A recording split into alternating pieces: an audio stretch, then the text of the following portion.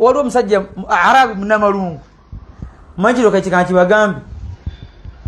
Qur'ani mu'jiza kyamagero lwakuba ndi ffe tumanyi olulimi Luwarabu naye amanyi olulimi Oluwarabu wadde nga si basiraamu bangi basiramu ku lwa Qur'ani oli yasoma Qur'ani bwe yali afundikira aya n'akyusa ebigambo n'agamba bigambo byani ebyo n'agamba bya Katonda n'agamba wallahi tekisoboka Katonda tasobola kwogera bw'atyo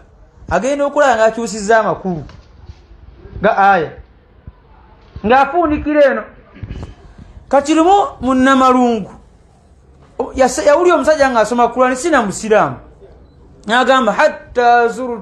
hatta zurtumul maqabir n'agamba nti walladhi nafsi lanub'athanna n'agamba ndayira Katonda tuteekeddwa okuzuukira si musiraamu obudde buwulize ki n'agamba ndayira Katonda tuteekeddwa okukola ki Allah ekigambo kiyakozesa okutuusa nga mulambudde ki kyategeeza okulambula nakukola ki kufa naye ekigambo kyakozesa okulambula kitegeeza azair tetugenda kubeera muntu anabbanga lyonna tunama akaseera kati kubanga omuntu yenna bw'agenda okulambula ateekeddwa okuddewa ekitegeeza oli abali mu ntaana baliwo kaseera buki bateekeddwa okuzivaamu kati Allah agamba kalla nedda sawfa ta'lamun abantu bajja kumanya aqibatu amrihim enkomerero y'emirimu gyabwe gye baakolanga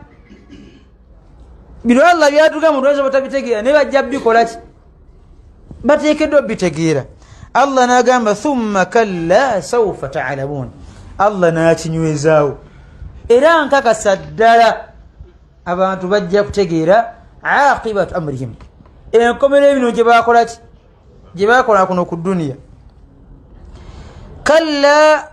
law ta'lamuna ilma al-yaqin Allah n'agamba kale nedda law ta'lamuna singa abantu bamanya ilma al-yaqin ilma al-yaqin okumanya okwannama ddala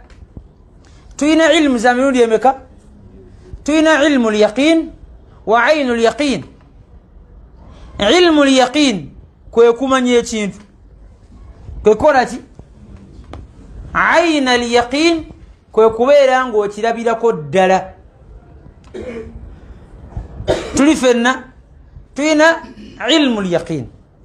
okumanya okwannama ddala okw'ekintu naye ayna al-yaqin ng'eriiso likoze eki limaze kulabako kati Allah subhanahu wa ta'ala agamba latarawunna al-jahim